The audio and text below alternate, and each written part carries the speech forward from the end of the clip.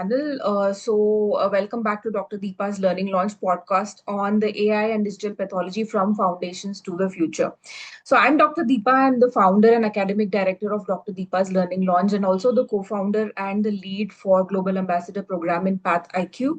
So, in our previous episode, we answered one of the most important questions, which is why AI and why now?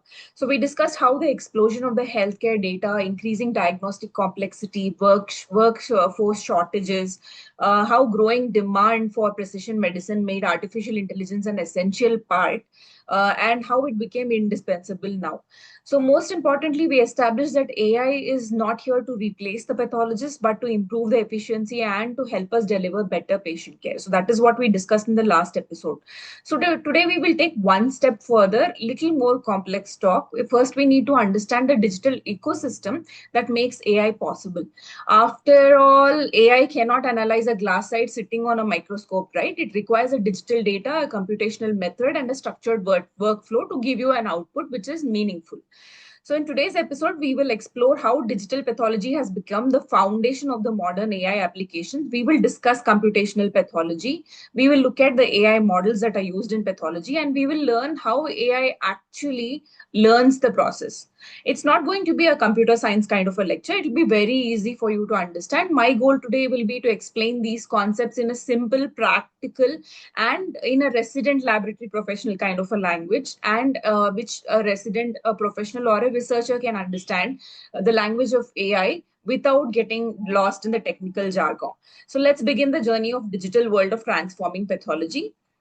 So first, while most attention surrounding AI focuses on improving the diagnostic workflows, it is the greatest long-term impact that it is actually something that even leads to research. Traditionally, the pathologists have relied on the visual interpretation of the tissue morphology since time immemorial.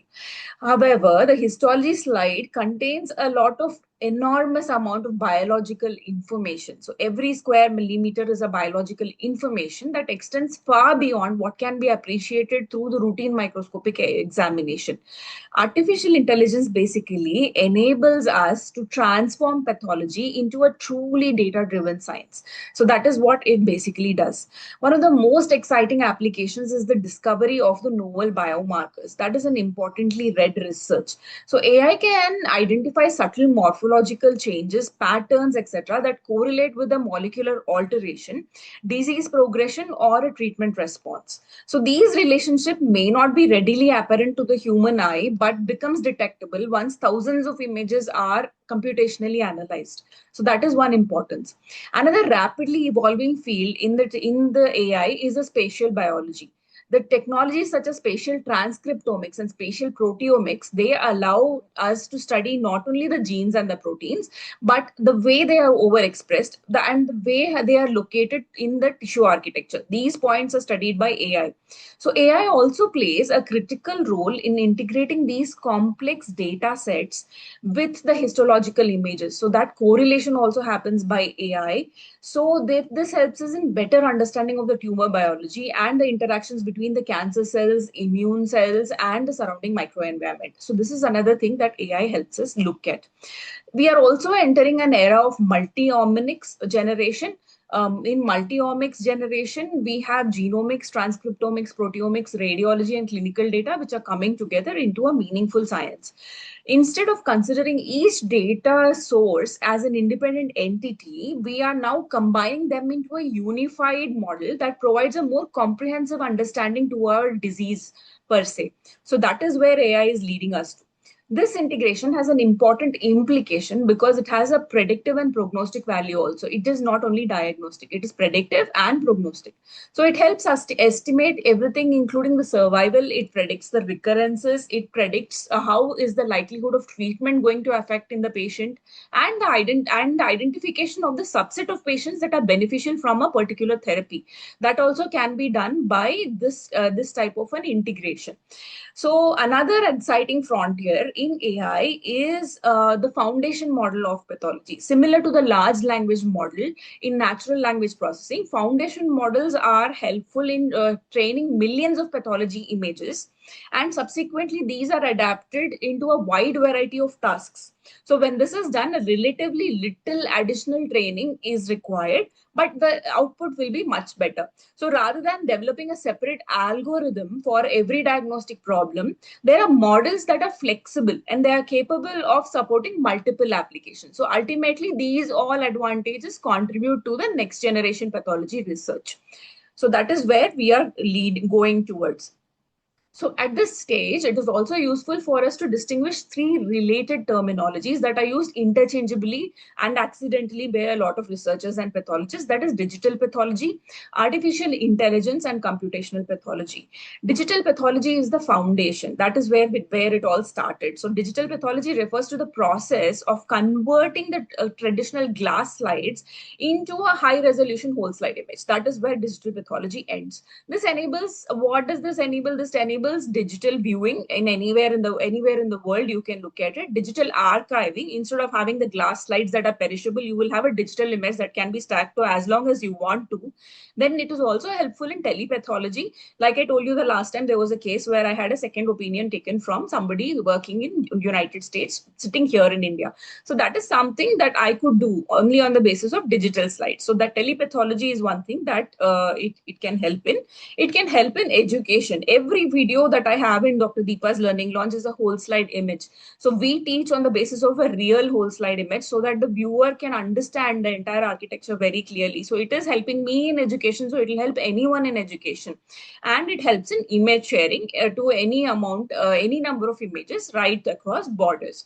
So digital pathology by itself cannot interpret an image, right? So that is where digital pathology stops. It only creates an image that is shareable, stackable, archivable, and it is useful for storage and sharing.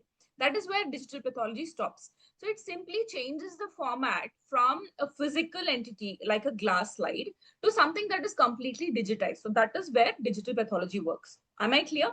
So the next layer is the artificial intelligence. So artificial intelligence is where AI analyzes the digital images using the advanced algorithms. So it can detect the cells and identify these tissue structures and classify the lesions, quantify the biomarkers, and recognize the patterns that can support the diagnosis. So that is where AI is. AI essentially adds the analytical capability to the digital pathology. So it is something that is the brain behind the digital pathology. So the broader concept is a computational pathology. This goes beyond the image analysis. It integrates the histopathological findings with the molecular data, with the genomic profiles, with the radiology imaging, with the laboratory results, and with the clinical information that is available. So instead of evaluating each data set as an isolation, the computational pathology creates a unified framework that reflects biological complexity of the disease. For example, imagine a patient with lung adenocarcinoma.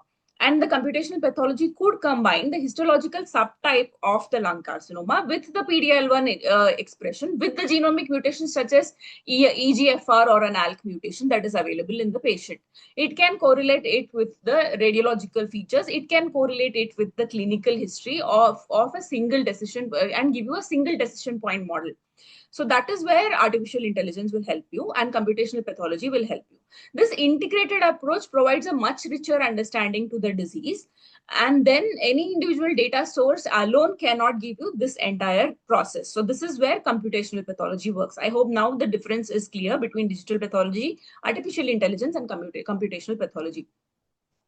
So I see computational pathology basically as the future of our specialty because it shifts our role from simply interpreting the tissue morphology to becoming a leader in integrated diagnostic intelligence. So it is not a one sector, one glass side, one pathologist looking at it. It is a multifocal approach. It's like multiomics. Everything else is coming together and giving you a holistic diagnosis. So this transformation is also a way to easily collaborate between the pathologist, molecular biologist, radiologist, bioinformatics, and AI scientists who are not at all, who are actually working in parallel, but the data is completely shared with them, so that they don't have to walk across rooms and corridors to catch up with each other or pick up a phone and a call. That is not required at all. The data is shared and the diagnosis is holistic, so everything is merged on its own without any human interference to try to collaborate.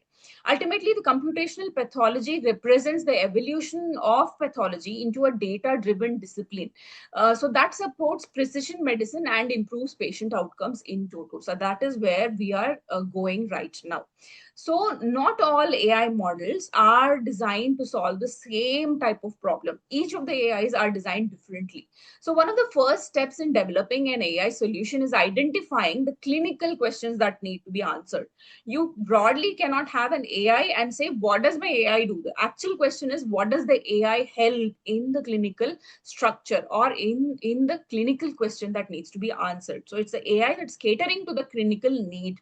Broadly, there are five basic categories of AI models that are used in digital pathology. The first is the detection model.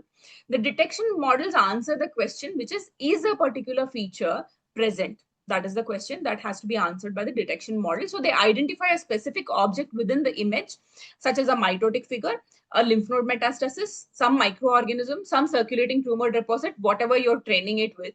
It answers that specific question. So that is a detection model AI.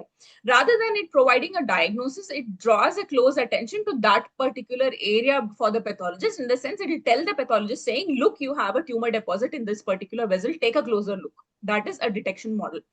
The second category is a segmentation category. The segmentation basically involves the outlining and the delineating of the boundaries like glands, nuclei, blood vessels, some necrotic area, some regions of fibrosis. So it basically broadly divides a particular area and tells you that that is a segmentation AI.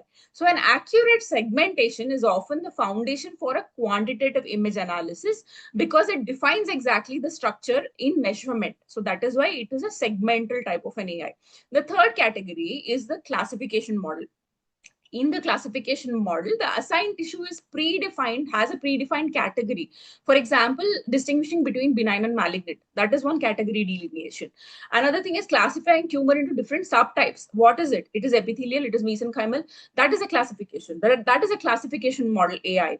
And again, it can predict a histological pattern. This is a pattern. Let's say it's a herringbone pattern that it was able to identify. So that is a pattern-based classification. That is a classification model AI. So these models are basically used widely in diagnostic pathology, and the classification models are something that are most likely used.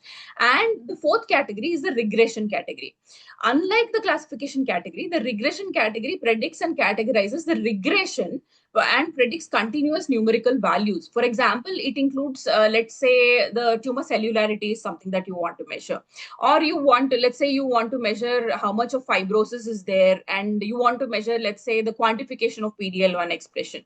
So any of this, the measurement, which is in which the quantitative outputs are particularly of value, in the sense you want to know the percentage of tissue that is involved. In any of these models, the AI that is required is actually the regression model. So when you're making an AI thing, you will use all of these models together. Finally, the fifth model is the foundation model, which represents one of the most exciting recent developments of AI. Traditionally, the AI models were one clinical task type model. For example, one model for mitosis detection, and the tumor grading used to be another model. The foundation models are different. They are trained on millions of pathology images over and over again, and they can be adapted to a wide range of downstream applications using a relatively small additional data set. So that is called a foundational model. That is the go-to AI right now. And this approach has potentially caused a dramatic acceleration of development of AI across different organs, across different diseases, and across different clinical adaptations where you're using your AI. And this will also become the backbone of computational pathology, which we are working on everywhere right now. So this provides a common platform from which many specialized diagnostic kits can be developed. For example, let's say you want to know everything about a particular disease. Let's say you want to know the tumor, whether there are any micrometastases. You want to know the extent of the tumor. You want to know the extent of the fibrosis that is there. You want to know if it's regressed, and you also want to know its collaboration with other radiological, proteomics, genomics kind of a pattern. Then this is a go-to type of an AI. The most successful AI projects usually begin with clearly defining a clinical question and not the actual algorithm. So it is the AI that has to be mastering and answering your clinical question. And that is how you develop an AI rather than defining an algorithm saying that my AI basically defines this. That's not how we create AI. So this reinforces an important principle that both the clinicians and the doctors and the pathologists and AI developers have to work in a collaborative fashion only to develop something that works best for you. So when clinician or the pathologist approaches an AI unit with a project, the first question should be which algorithm should be, instead of saying which algorithm should be used. That is not the question at all. The question should actually be what clinical problem are we trying to solve today? And my AI should be a model that naturally flows from this question.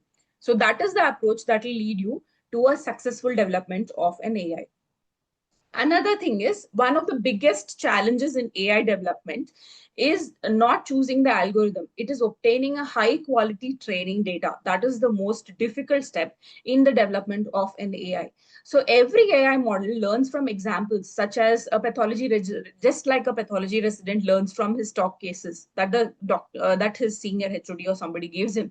They usually give him a slide set and he keeps looking at those slides, keeps training his brain to identify the abnormality in those slides. He keeps looking at the normal first, and then he keeps looking at the disease first, then he keeps looking at the pattern. So that same way the AI also learns from the data sets that are given by the pathologist and by the makers of the AI.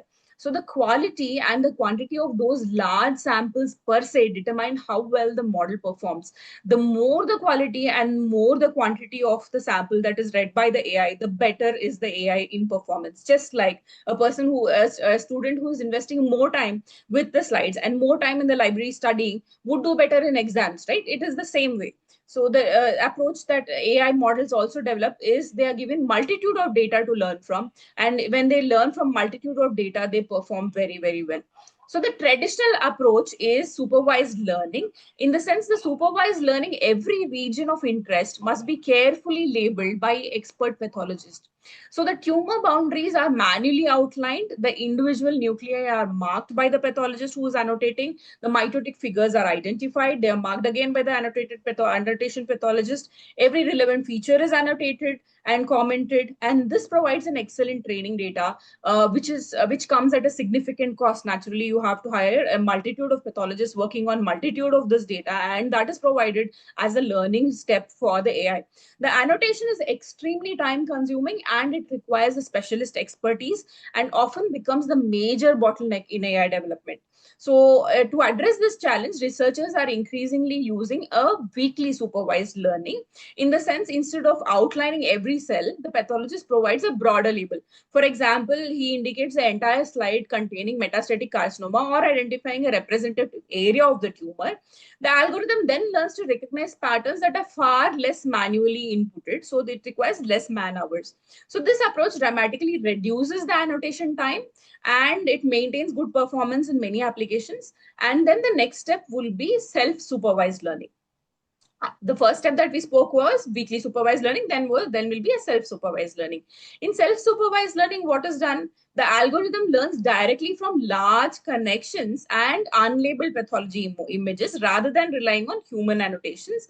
And then it identifies the recurring visual patterns. Once the pattern is already taught to it, then it will think about the recurring visual patterns that are there, and it understands it by itself that this is something that is abnormal, which I saw in that slide. So this is the same thing. That is how it learns. So when the functional knowledge is established, only a relatively small amount of labeled data is required to adapt the model for specific clinical tasks. In the sense, what I'm trying to tell you is you will first teach the pathologist will first teach the AI how to pick up a tumor area. And then the AI is driven to pick up the tumor slides. So once it picks up the tumor slides, the pathologist doesn't have to go through the normals to look for mitotic figures, right? So the man hours of investment of the pathologist to train the AI also comes significantly lower when this pattern is used. That you first do a weekly kind of a learning and then do a self-supervised learning. Then the amount of man hours in which the annotated pathologist is going to be used for devising the AI comes far lesser. And after this concept has led to the development of the foundation models. So what is a foundation model? The foundation models are trained on millions of pathology images from diverse organs, diseases, staining patterns, etc. And they learn the language pattern of histopathology in the same way that a student learns. And that is per se a same way in which a large language model learns the structure of a human language. So once trained, these models can be fine-tuned for a whole range of applications like tumor detection, tumor grading, biomarker quantification, prognostication, many other points which need not start from scratch every time. So no pathologist is wasting the time in annotating a normal slide and saying that there is no tumor in it anymore, because you've trained the AI to first pick up the tumor area. So there are less maneuvers. You only go ahead of whatever is picked up now. This shift has incredibly greater importance because annotation remains one of the greatest barriers in AI implementation. By reducing this dependence on excessive manual labeling, and the foundation manuals make AI development much faster. It is much faster to create an AI model now. It is more scalable now, and potentially we are more accessible to many institutions throughout the world because we have adapted to this faster delivery pattern. So, as leaders in AI, we should recognize that the future is not about building hundreds of isolated algorithms and lying in a huge pile of data. It is about developing an adaptable platform that can support multiple diagnostic tasks while continuously learning from the new key data. So, that has to be that compliant. Your AI design has to be that compliant. So, data annotation is the fuel of AI, but the foundation models are changing how we fuel the need. That is what a foundation model is doing. So let's say in our AI unit, one of the goals should be to reduce the annotation burden for busy pathologists. That is one goal, that is a measurable event for any of the AI developers. Every hour that is spent by a pathologist manually in labeling slides is an hour taken away from a patient care or research. So that is why every minute that is spent by an annotational pathologist is also precious. So new learning strategies help us achieve a much less manual effort even during AI development. So this ties to the concept directly to your role, and it resonates well with the pathologist and AI developers because the spending is less and the amount of time invested is much less. So I hope you understood today's topic. As we come to an end of this episode too, I hope the important message stays with you, that artificial intelligence does not begin with a sophisticated algorithm. It begins with digital pathology. Without high quality digitized slides and well curated data sets, standardized workflows, solid understanding of how AI models learn, and even the most advanced algorithm cannot deliver a meaningful clinical value unless the digital pathology, which is the first step, is done well. So today we have explored how computational pathology bridges medicine, pathology, computer science. We have discussed how different AI models demystify the images and help you recognize the complex histological patterns. We understood that this concept is important because as pathologists, we need not become software engineers, but we need to become informed users, capable collaborators, and leaders in digital transformation. So we should do our bit in helping this. But understanding AI is one part of the story. But the next question that was important is, how do we actually build an AI project that solves the real clinical problem? So in our next episode, Understanding AI Without a Jargon, here we will move to the concepts of practical implementation. We will discuss how AI projects begin with identifying the right clinical data, assembling the right multidisciplinary team. How do you do that? How do you collect and annotate high quality data? That is another thing we look at. How do you overcome one of the biggest challenges of AI development, which is the annotation bottleneck, that I explain to you the next time. Whether you're planning to conduct an AI research, establish an AI program in your institution, or simply you just want to understand these technologies, then you should subscribe to www.drdeepa's Learning Launch for the next episode. It will also be available as a recording in YouTube, and please also look at the page of PathIQ. Share this episode with your colleagues and let us know if you have any questions and experiences in your comments, and your feedback will definitely be replied to. Thank you once again for joining me in this exciting journey of future of pathology. Until next time, stay curious, embrace innovation. Remember that great AI solutions begin with great clinical questions. So you should have the question in your mind first, what you want the AI to do for you. So this is Dr. Deepa signing off today. I'll see you in episode 3 soon. Bye-bye.